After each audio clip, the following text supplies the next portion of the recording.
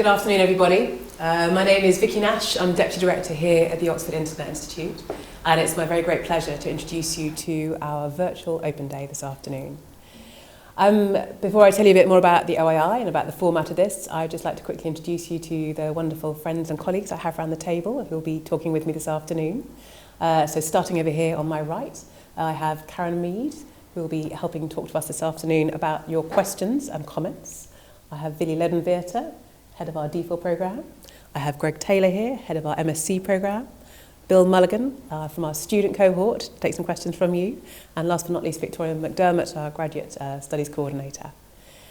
So with apologies for the slightly delayed start, let's get straight into this. We're going to have an hour, hopefully, to answer your deepest questions and concerns about applying to the OII. We'll have a chance to talk about the MSc programme, a chance to talk about the DPhil programme, a little bit about the part-time variants. We'll make sure we have some time to talk about the student experience and college life. But perhaps before we get into that, it's useful just to start with some of the introductory comments that we always make at our in-person open days, which I suppose, if you like, is a very traditional style sales pitch. It's the bit where we tell you how wonderful the OII is and how wonderful Oxford is.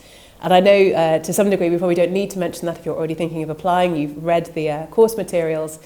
But it is worth emphasising, I think, how unusual the OII is. You probably know by now that we are pretty much the world's only multidisciplinary full department dedicated to the study of life online. We are obviously based in, I think, according to certainly some rankings, the world's best university, certainly one of the world's oldest universities, an incredibly beautiful city. And it is quite simply a really phenomenal place to study. I think for me, the two really sort of key features that I would pick out to flag up in advance are, first of all, the sort of really groundbreaking nature of a lot of the work that goes on here. I mentioned, obviously, that it's a multidisciplinary department, so I spend my time surrounded by lawyers, geographers, physicists, linguists. I'm a political scientist myself. And all of us come together to, if you like, apply ourselves to the sort of the deepest, most significant questions that modern digital life throws at us. The other thing that is truly phenomenal, I think, about the OII is the fact that we can do this incredibly forward-looking study in a university that is so phenomenally historic. And so in terms of your study experience in Oxford, which we'll talk a little bit more about later, you have all the benefits of being in a department which is modern, collegiate, cutting edge, in a university which is itself historic, rich, incredibly resourced when it comes to libraries, seminars, faculty, and the like. So it is, I think, a really remarkable offering. Let's maybe move on and talk a little bit more about the courses. I'm very happy to take some questions later on about Oxford itself. Perhaps just before I do that, just briefly to tell you more about the format. So we're going to start off with some overviews of the two courses. We'll have a video about college and student life, and then we'll have a chance to talk more about college life with Bill Mulligan over here. Then we'll go through the application process with Victoria. We'll have some more detailed information from Willy and Greg about what they look for in applications. That should be around about 3:30. And then we'll take some questions from you. Now, the questions are really important. If you haven't figured it out already, you're actually able to ask us questions in real time. The two ways of doing that, the primary way is to be on Twitter. So we have a hashtag, which is hashtag OII Open Day. That's the best way to send us comments. We'll be looking at that over the course of this hour. The other way, though, if you don't have access to Twitter, is obviously to email us at our teaching account, which is teaching@oii.ox.ac.uk. And if we can't pick all the questions up from there over the course of the afternoon, obviously we can get back to you later. Anyway, without further ado, I'm going to hand over to my colleague Greg Taylor for an overview of the MSc. Thank you, Vicky. So the MSc in the Social Science of the Internet, as Vicky said, is a multidisciplinary course taught here within the OII at the University of Oxford, which covers all of the manifold ways in which technology is shaping social life, whether it be economic or political or legal, or the way that people interact with each other within social networks, the way that people's identities are formed. Virtually every dimension of our social existence these days is somehow touched by technology. And this course is really an opportunity to get an in-depth look at how all those different components fit together to shape our social experience. I would say that the course has three really kind of defining features that set it apart. One is a real emphasis on modern cutting-edge methodology, whether it's the latest statistical techniques, big data analytics, network analysis, or rigorous qualitative research methods such as digital ethnography, interview methods, and we really provide the training you need to execute cutting-edge successful research projects. The second feature is that all of our teaching is really research-led. So all of the faculty who teach on the degree are themselves research professionals. They're very passionate about their work, and they bring that work with them into the classroom to inform the things that they talk about. And the third defining feature is that we really like to put an emphasis on doing social science work which is of relevance for practitioners and policymakers. The whole department was founded with that idea in its DNA, and so all of the teaching is informed about how can we use good social science to inform practice and policy. Teaching here in Oxford is structured around 3 terms. In the first of the 3 terms, students on our full-time degree will be exposed to a set of core modules which cover the basic groundwork that's necessary to study the social science of the internet. So that includes some basic social theory, an introduction to statistical research methods, an introduction more generally to how to design good research projects, and a grounding in what are the technological and policy underpinnings of how the internet actually works. Then in the second term, we really encourage a lot of specialization. So the entire second term consists of modules which you have the opportunity to choose from a big menu that we have available. So some of those are going to be about taking a more substantive look at particular topics, often aligned with traditional disciplinary ways of studying, and they're all taught by domain experts. So for example, I'm an economist and I teach a course in economics. We have a course in political science, another in philosophy, and so on. And then we also have another sequence of courses which cover more detailed methodological approaches to studying technology. And again, there's the opportunity to choose from both quantitative and qualitative approaches. We also have the degree available as a part-time option, which is taught over 2 years instead of 1. And if you choose to take the part-time degree, then essentially all of those components that I mentioned are split across the 2 years. So you will do half in the first year and half in the second. And then the degree culminates with a research thesis, which is written by all of our students and is an opportunity to take what you've learned and put it into practice in a research project that you've designed yourself. Fantastic, Greg. That's really brilliant. Thank you. Billy, I'm going to ask you to do the same sort of positive account for your DPhil, if you could, please. Thank you, Vicky. So our doctoral program is called the DPhil in Information, Communication and the Social Sciences. And the purpose of the doctoral program is really to turn candidates into social scientists capable of producing original scholarship at the intersection of digital technologies and society. And that's useful in, obviously, if you're looking to go into an academic career, but it's also useful in positions in government and industry where you're tasked with producing original scientific knowledge or interfacing with scientists or making use of science. About half of our DPhil graduates continue on to an academic career, in most recently into postdoc and directly into faculty positions in universities such as Cornell, Toronto, Edinburgh and Oxford. And the other half go into government, into industry, into third sector and so on. And the program is structured as a 3-year program, 3 to 4 years. For the part-time version, twice that length. The program involves coursework during the first term, where we teach some sort of baseline theory and methods for all the students. And in the part-time version, this is divided over 2 terms. And Most of the program consists really of independent research, pursuing a major piece of independent research with guidance from a supervisor or supervisors, as well as drawing help from faculty across the department when necessary, as well as subject matter experts around Oxford.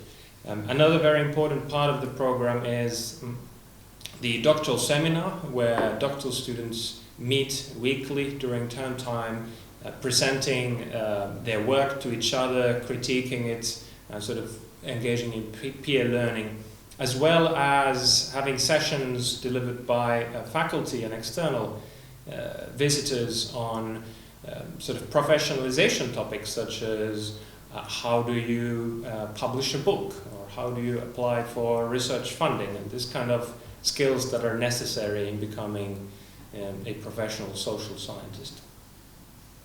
And then very importantly also a part of the program is getting immersed in the scholarly community of both the OII as well as the wider Oxford. So obviously here in Oxford we have a fantastic variety of seminars, workshops, lectures, networking opportunities and so on. And immersing yourself in those is a very important part of becoming a social scientist, and as well as organizing. So our students are very active in organizing workshops and events. I would advise you to look at the different supervisors available listed on the website and see kind of what interests and expertise they have and what disciplines they represent if you are considering applying for the doctoral program. Thank you. Well, with the part-time, it's, as mentioned, it's twice the length. The coursework is spread over 2 terms, so it's not necessary to be in Oxford for more than, be present in Oxford for more than a day a week during the first term of the first year and the second year, and otherwise we expect the part-timers to be present a minimum of a few times a term. But it's not a remote program, it is a part-time program, and part of the value really is in being present and kind of immersing yourself also in the networks. Thank you both. That's excellent. And actually the part-time variant of both courses has been a really exciting development for us over the last couple of years, I think, because it's enabled us to expand our access and the range of students that apply. So yeah, we're really, really keen to push that this year. I think we're going to stop now and take a short video. So let me just check that is up and coming. Perfect. See you shortly.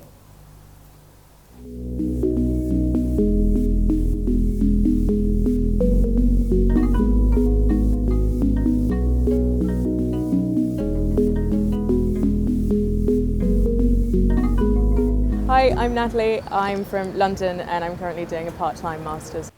Hi, my name is Love. I'm originally from Växjö, Sweden, and I'm studying the MSc in Social Sciences of the Internet.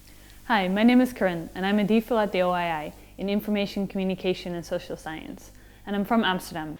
So we're currently at St. Giles, which is at the heart of Oxford.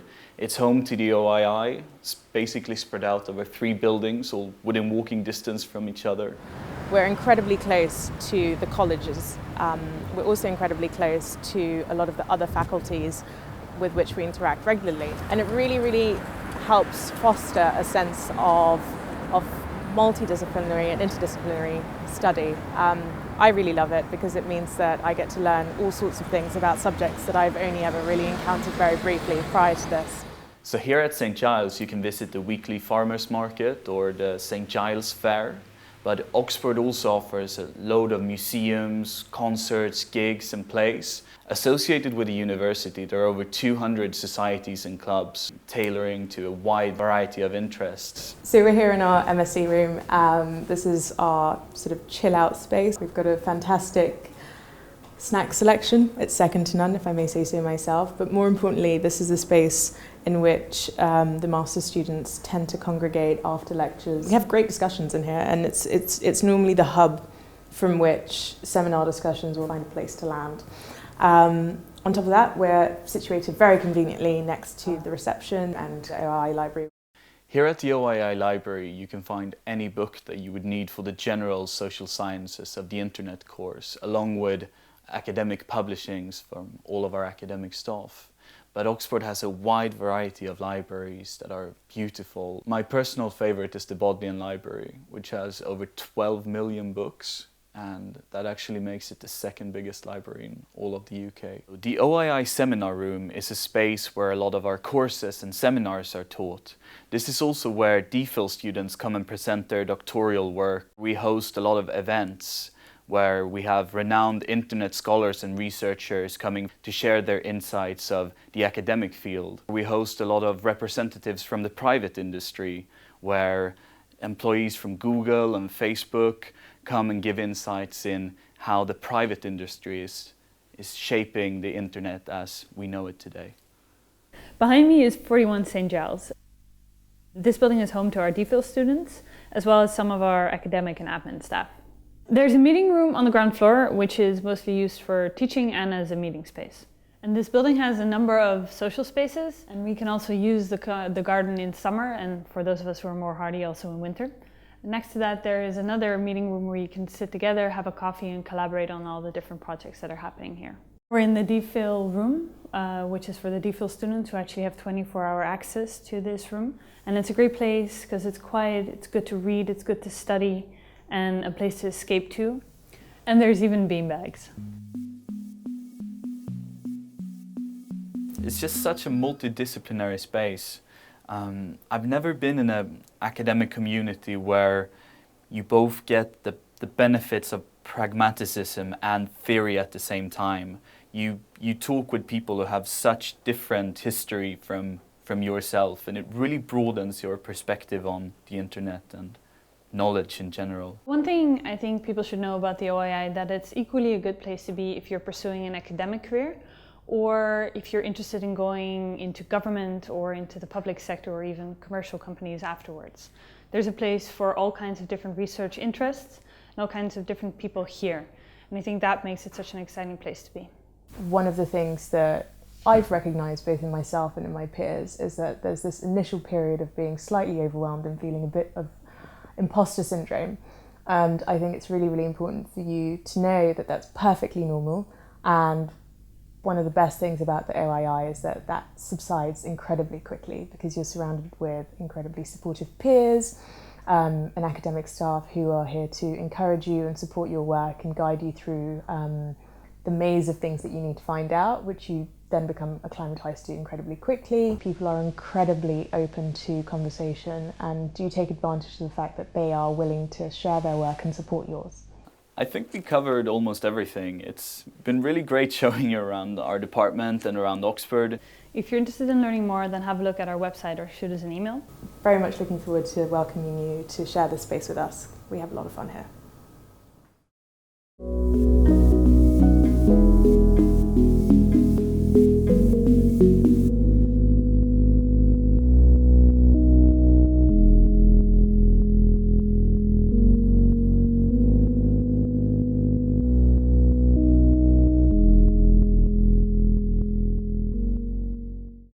Welcome back. So after that short interlude, we have a chance now to talk to a couple of our students about college life. I don't know how much you've picked up from the application materials already, but Oxford is unusual in that in addition to applying to a department to study for a degree, you also apply to a college, which will be your sort of physical and sort of pastoral home for the duration in Oxford. Because this is an unusual system, we thought we'd get our students to talk a little bit about what it is, what it means to them, what it's like. So I'm going to kick off, if that's okay, first of all, with Natalie Yazamina, who's over here. Tell us what it's about. Where are you and what's it like? I think college life is supposed to sort of act as a support network for you, for your academic life, as well as a really good opportunity to introduce you to people from a plethora of different backgrounds. So it's a good chance for you want to leave the OII and the work that you're doing here during the day to then kind of apply the theories that you've learned during the day to discussions that you have with possibly lawyers or environmental scientists that you might meet over dinner in college.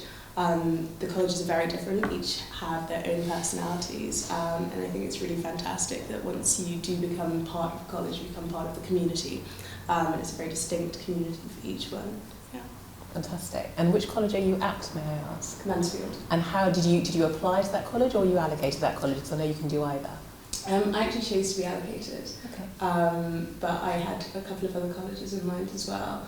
And initially, because I'm doing a part-time master's, I thought I might want to be in a graduate college. Having already done my undergrad in the UK, I wanted sort of a very different experience. And then when I ended up at Mansfield, I realised that having undergrads in the college is actually quite a positive thing at times. Is it? Or tell me more about that. What's fun about that? I think it's sort of like, it's nostalgic, it grounds you in the fact that the work that you're doing applies to people who are slightly younger, especially studying the internet. If you do have people who are far more active on it than perhaps the grads might be, it's a useful juxtaposition and dichotomy to see it over. Okay, thank you. Bill, quickly, what college are you at and how have you found it? So I'm at St. Cross College. And I guess coming from the US, I didn't know anything about colleges. I didn't even put one down when I applied. But I've come to find that it's, I think, the most central part outside of the OII to my Oxford experience. It really is kind of like your social home. My best friends are in college. I'd say that's where I spend half my life. The other half is at the OII. And it's really, I think, why I would go to Oxford rather than anywhere else in the world, because you have kind of that kind of social network outside of your department that I haven't really seen in many other places I've studied. It's amazing to have that, and to also have people like that are on such a high level that you interact with that are not outside your field. So like my best friends are like political scientists or like economists, and they're not directly what I do, but we can still have discussions about what I'm learning in class, and that's what I think is really cool about college life. It is, it's an amazing resource, isn't it? Yeah. There's a lot of sport as well. So. Actually, that's true, we should mention that, yeah. We have to carefully balance how much sport, but yeah, it's an amazing opportunity, isn't it? For almost every sport you want under the sun, for music, for drama, for voluntary work, obviously for socialising. So you're right, it is an extra fantastic resource that we have there. Thank you.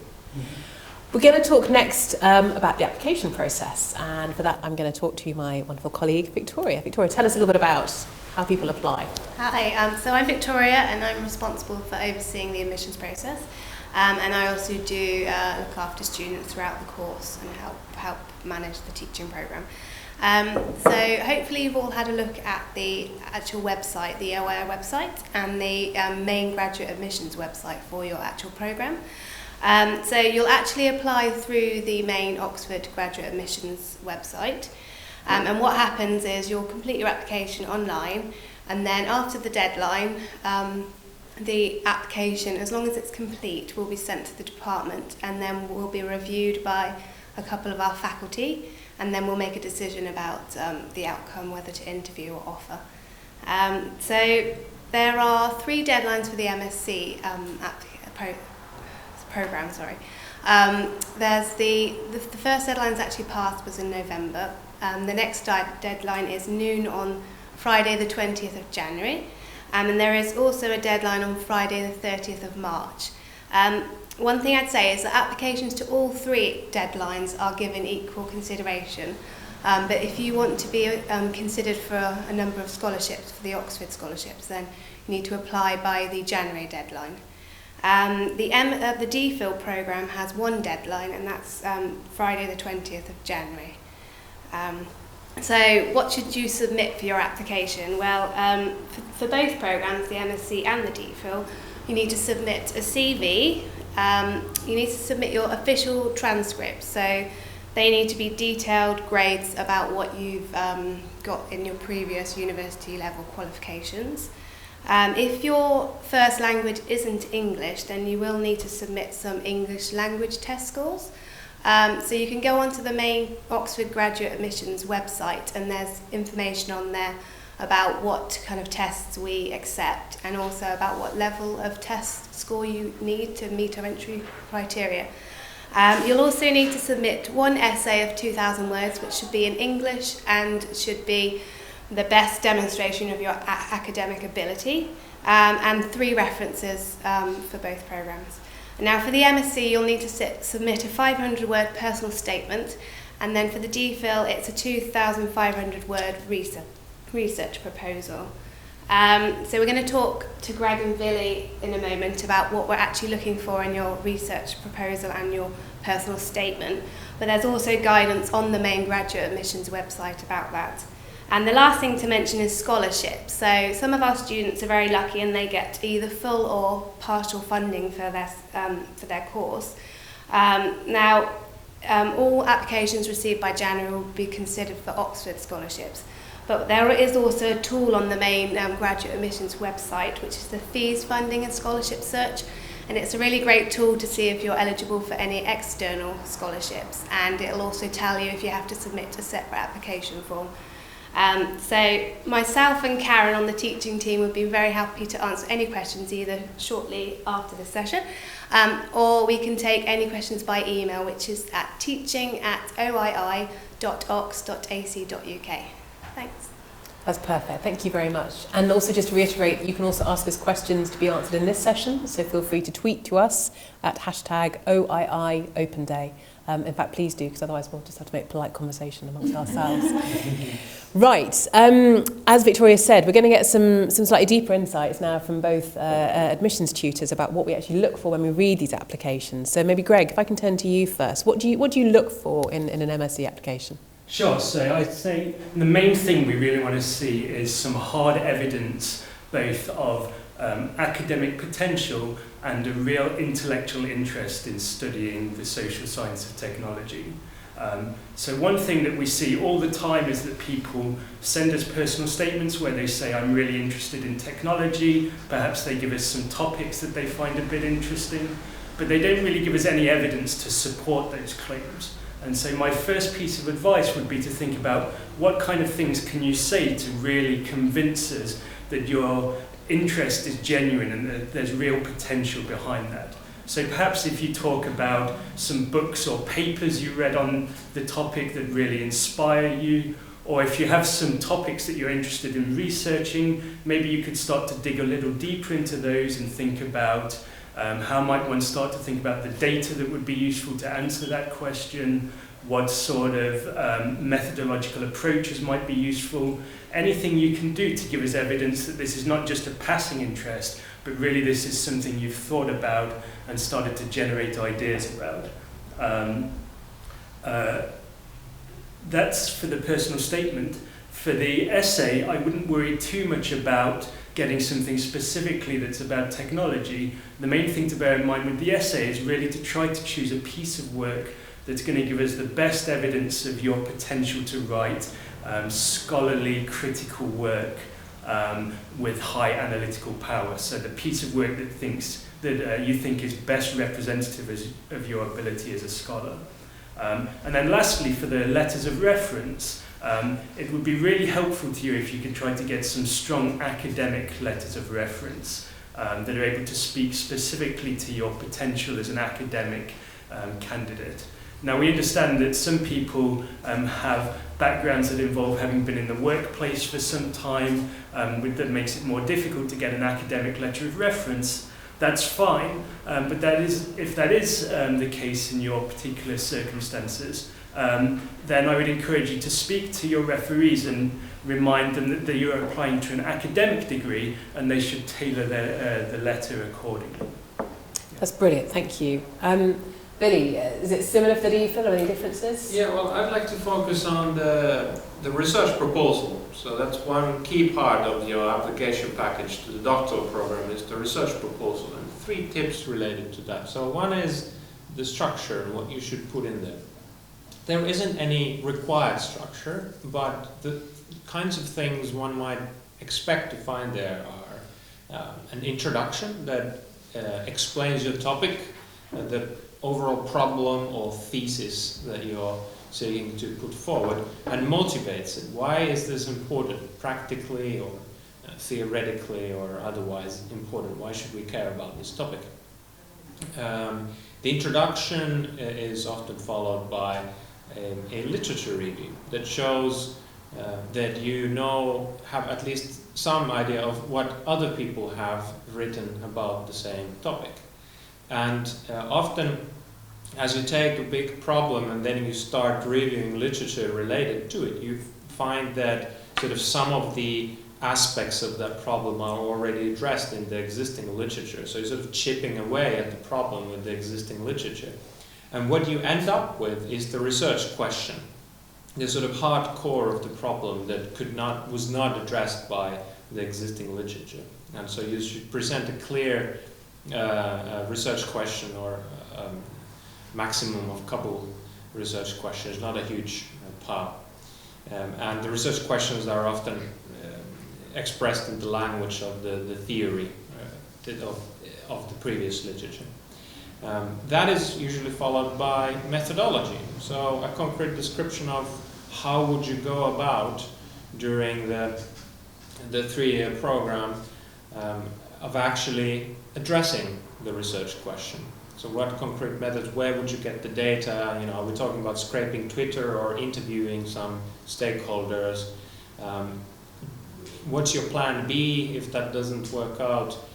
Do you have the necessary training for that, or can you point to some of our courses where you would pick up the necessary skills to actually carry out that proposed program of research? So don't try to necessarily dazzle us so much with some, you know, textbook methodological jargon, but you know, if you have that and if you know what you're talking about, put that in there as well. But more important is that you show that the plan is feasible.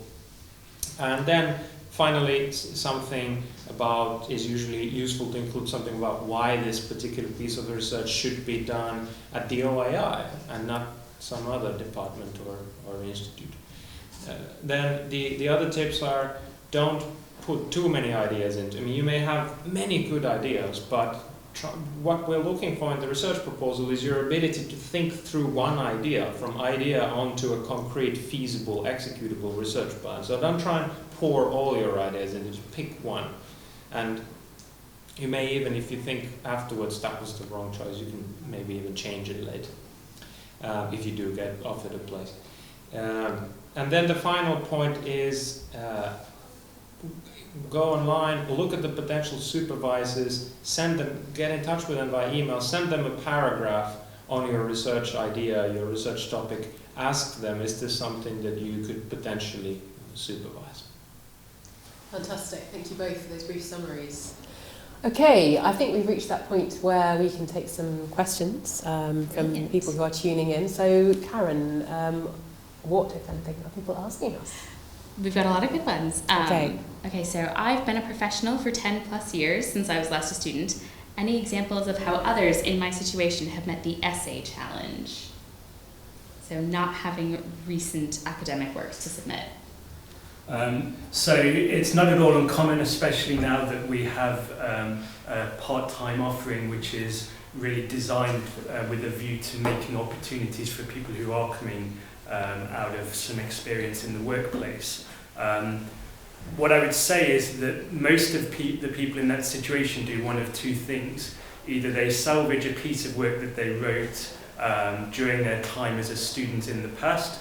That may be a very old piece of work, but as I said already, we're not really necessarily looking for something that's cutting edge and up to date. The most important thing is that it's a piece of work that really shows the ability to construct a cogent argument and to support it with evidence and do all of the other things that we expect good scholars to do. Some people construct a completely bespoke piece of writing specifically for the purpose of applying for the programme. That's fine. If that's what you plan to do, then I would encourage you again to make sure you're writing an academic piece of work. So think about how is this going to be informed by the existing literature? How is it going to develop a central intellectual argument and all of the things that we expect a good piece of academic writing to do? And again, I can't emphasize this enough, it doesn't have to be about the internet or technology. So if your career as a professional has given you some special domain expertise that you think will equip you to write a very insightful intellectual piece of work, then by all means that's fine. And we would be very glad to read that and take that into account.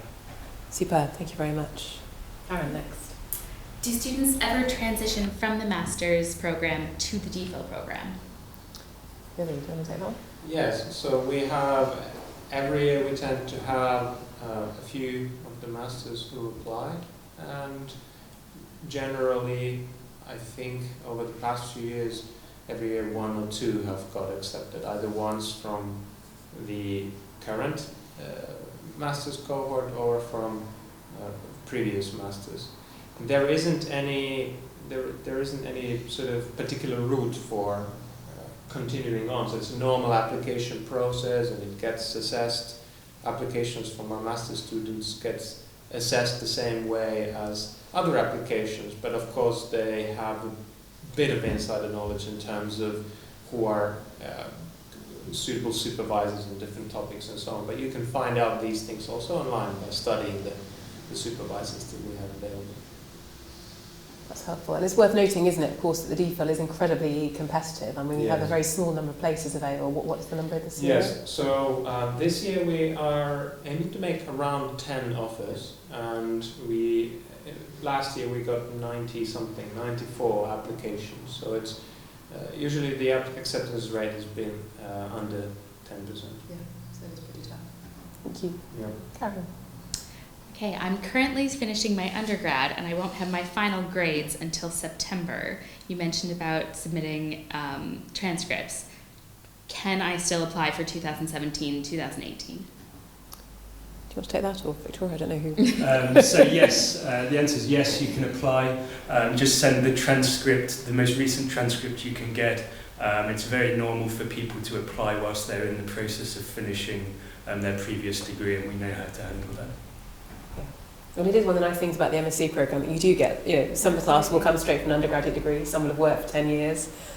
It makes for it's quite a good mix, isn't it, actually, some interesting conversations. Karen, another one. Right, we have a couple of questions actually about opportunities for field study during the DPhil program. Okay. So field study can mean a number of things, but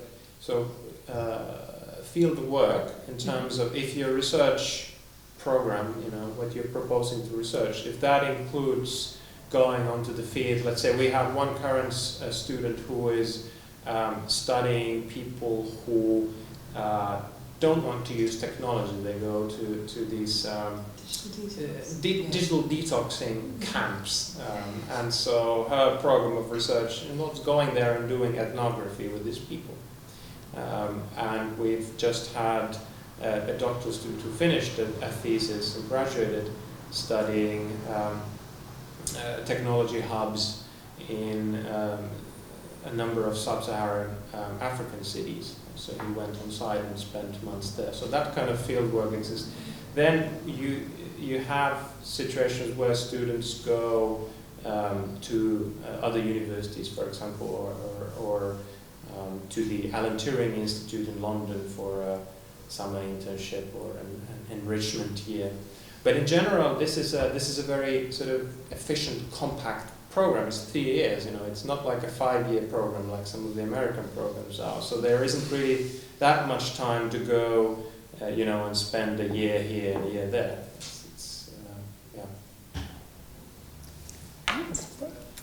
I have a BSc in Management Finance and an MA in Psychology, certified in Data Science. Can I apply for the DPhil, or do I have to apply for the MSc? We have people coming to, I'd say, both programs from a very wide variety of backgrounds, from computer science to English literature and social sciences and communications. And I think we've accepted candidates from all those backgrounds. And I think that in the doctoral program it comes down quite a lot to whether you have from your previous studies and work experience the methodological skills necessary to carry out your proposed program of research. You can pick up some of that, quite a lot of that, during the coursework here. You can choose any of the methods option modules that are listed on our website. But if you have sort of no methodological skills when you come in, then it might make more sense to first try and go for the MSc and pick up some skills there. And perhaps more generally, if anybody has any very specific questions about their own personal eligibility, that's the sort of thing that Victoria can help check on, can't you? So it's perfectly feasible to follow that with the personal email afterwards. Have I got time to take one more question? Yeah, thank you.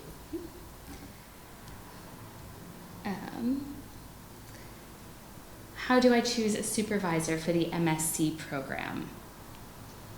So that's not something you have to worry about at all when you submit your application.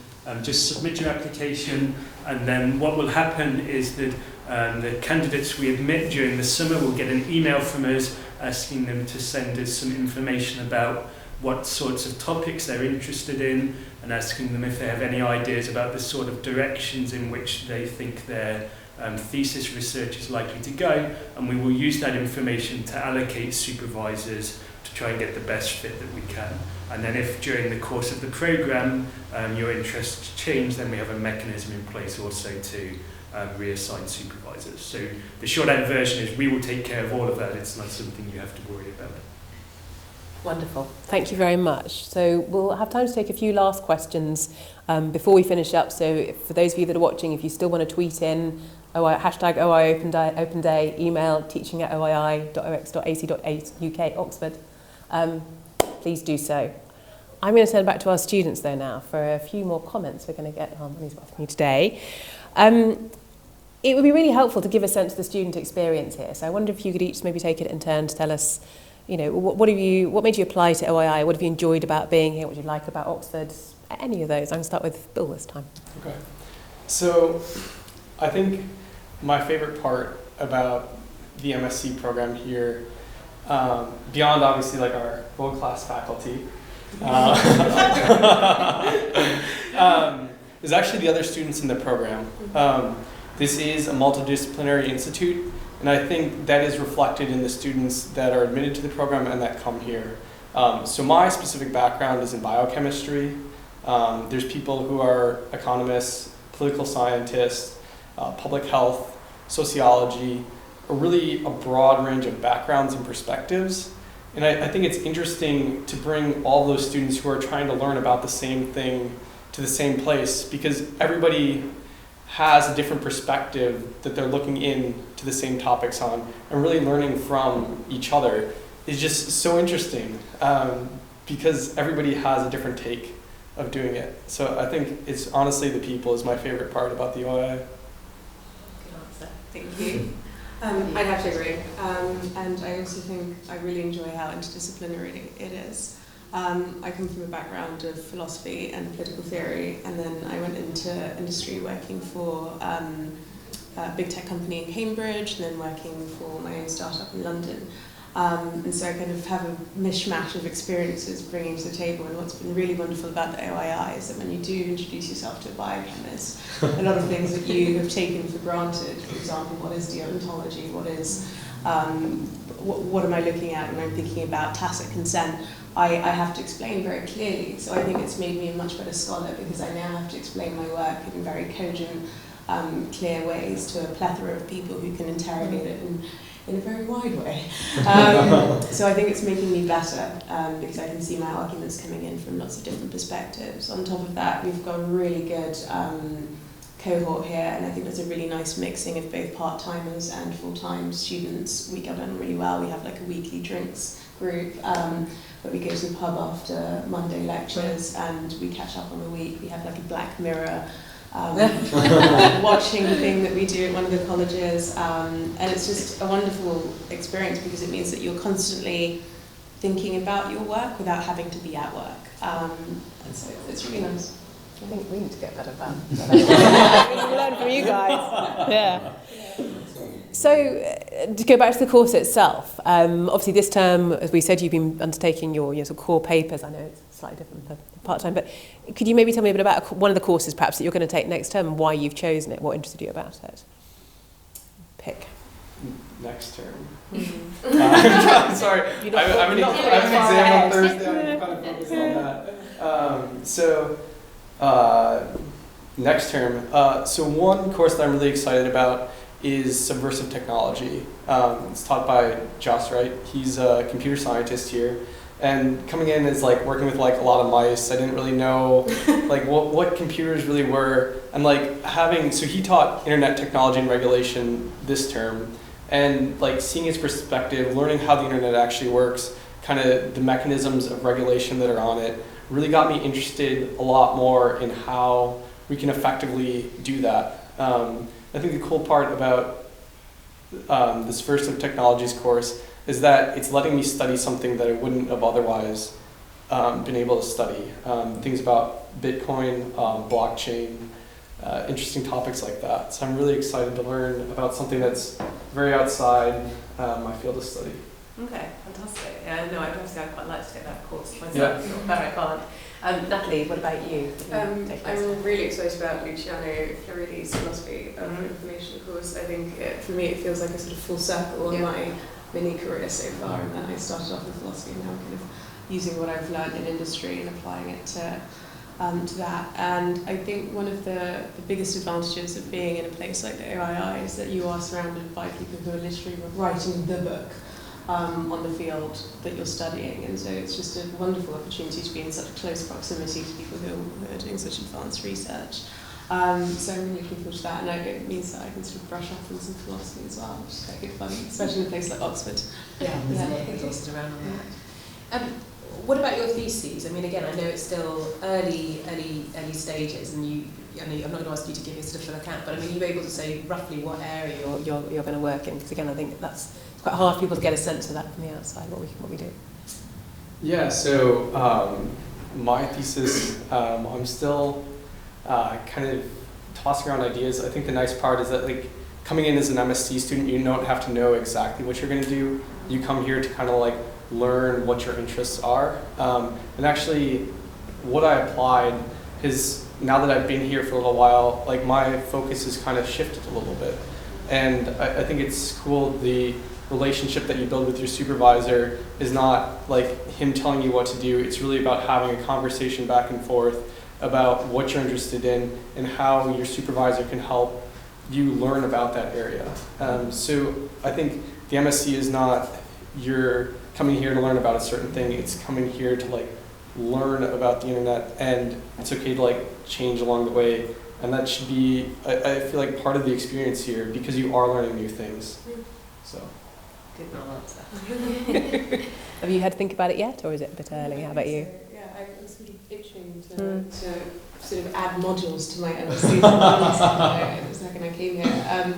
I'm really interested in artificial intelligence, whether it poses an existential risk and whether or not we can make it culturally relative in the way that we build it. So a lot of my work in my consultancy in London is around looking at how technology is experienced and is created differently across cultures. And I think this sort of next wave of technology that we're seeing coming through presents a really interesting opportunity to explore these questions, both and their philosophical impacts.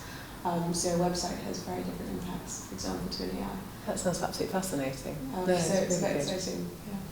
So last question, just to sort of finish up here. I mean, we've spoken quite a bit about the OII and the courses, but what about Oxford? What's Oxford like to live in as a city? I mean, I've been here, God, now for 25 plus years, so I like it. But what do you think of it, having just arrived? Well, I've grown up in London. I've also lived in Cambridge. So it's a contentious answer. So be very careful here. Yeah. But I have a skylight in my room and I can see the stars, so it feels like an out-of-body experience to be so close to nature at times while still living in an amazing town, city. And what I really, really love is that there's so many beautiful green spaces. The colleges are stunning, absolutely stunning. And I find myself sort of cycling giddily across town, smiling with a big smile on my face, because it's absolutely stunning. It's really, really gorgeous. That means a lot coming from a previous Cambridge resident, I can Yeah. tell you. That's great. That's really good. Bill, how about you? What do you love about Oxford? So coming from the US, only having lived in the US, I think it was a big transition moving here to England. And there are a lot of things that are different here. But I think I'd like to mirror what Natalie said. Oxford is a beautiful city.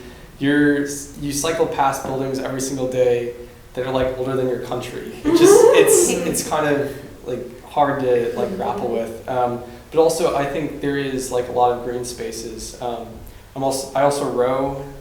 It's super fun to be out on the water as the sun's rising with like boats just going up and down the river. I think it's like the perfect way to start your morning. I think Oxford has like a good mix of being a city but also being able to get out of the city. Yeah. No, I think that's true. I mean, I've obviously lived on both sides. I'm Gown most of the time, but I'm also very firmly town, and Yeah. it's very easy, I think, if you want to get out of the university, to feel that it is a real city with a very strong, you know, sort of cultural and an urban history. So no, it's a great place to live. Thank you both very much. That's really, really helpful. So we now have just a few minutes for a last few questions. So I'm going to turn back to Karen. Karen, have we had anything else? We have. How does the interview process work? Application interviews. So once we've received a complete field of applications, we consider those applications collectively, and a selection of the candidates will be put on a shortlist and invited to an interview, which will either be in person here in Oxford, or it can also take place remotely via Skype or telephone. Usually the structure is that we have a panel consisting, for the MSc at least, of 2 faculty, and for the MSc it's approximately a 25-minute conversation in which the panel will ask you about your interests, what motivated you to want to come and study here in Oxford, and try to get a sense of how well you fit with our degree, and how much potential you have to become a scholar of technology. I don't know if you want to talk about the DPhil interview. Yeah, because a couple of things about the DPhil interview. One is that, yes, everyone who is shortlisted for the DPhil will be interviewed. The interview can be either in person or remote, and remote interviewees are in no way disadvantaged. In fact, my job interview almost 4 years ago for this faculty position was a remote interview. We are the Internet Institute after all. And it's similar to the MSc interview, so we are looking to get to know the candidate a bit and understand their thinking around the sort of area between society and internet. And it's very helpful there if the candidate can demonstrate that they are aware of some of the maybe current debates in their chosen area, but also some of the literature or theory that other scholars have been putting forward in that area. Brilliant. Thank you. And it's just because, so you do interview all shortlisted candidates. That's correct. For the MSc, we don't necessarily, do we? We interview, I would say, approximately half of the candidates we ultimately admit. Okay, that's helpful. Thank you. Karen, just as you have your tea, next question. What is the residence requirement for the part-time DPhil, and are we eligible for student visas? Are you? I could respond to that. In terms of student visas for actually the MSc part-time and the DPhil part-time, you aren't entitled to a normal Tier 4 visa. Certainly for the MSc it would be difficult to come and study if you're an international student. The only way really that you would have a visa is if you're kind of visiting with a spouse who's on a working visa or something. But I mean, the best thing to do is to contact myself and Karen, and we can check with the immigration office here at the university with your specific requirements. In terms of residency requirements, certainly for the MSc you don't need to be resident in Oxford. Some of our students travel from London, but they tend to be in a fairly close vicinity because they do need to be here at least 1 day a week. And I think the same really goes for the DPhil. You don't need to be in Oxford, but you will need to be here at least 30 days a year to study. Brilliant, thank you.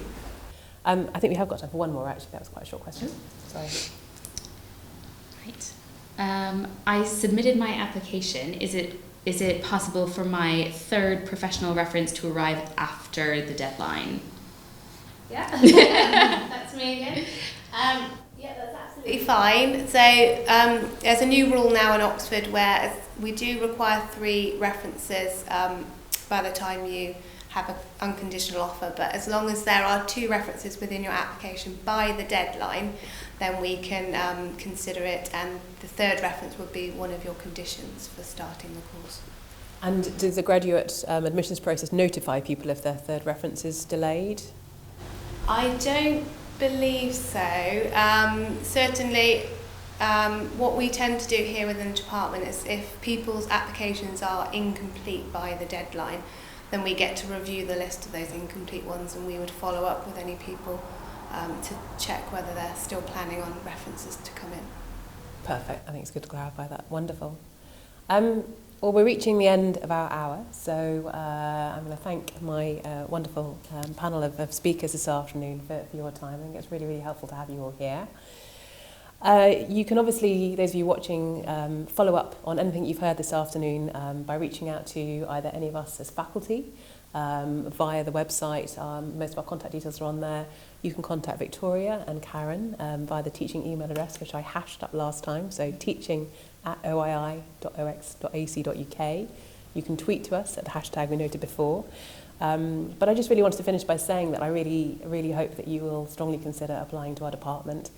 I think it should be clear from the way we've spoken about it this afternoon how much we all love working here, how much we believe that the courses that we offer are, of really superlative quality. But I also just wanted to add that, reiterate something that I think Bill said earlier on, which is that for me, what makes the OII is the calibre of the people here, and by that I don't just mean the faculty, I also mean the students. And certainly for us as academics, it's a real privilege to work with the best students, which of course Oxford attracts. And it's hugely in our interests to encourage as many people of that calibre to be able to apply. Please don't be put off by the Oxford label. I know it can seem intimidating, but look at me. I'm a first generation university student, and now I'm deputy director of the department. So we absolutely, we really value diversity. We value first-time applicants. We value applicants from industry, straight from undergraduate work. Please don't be put off applying. We'd really like to see your application here. So thank you very much for the time this afternoon, and we hope to see your application soon. Thank you.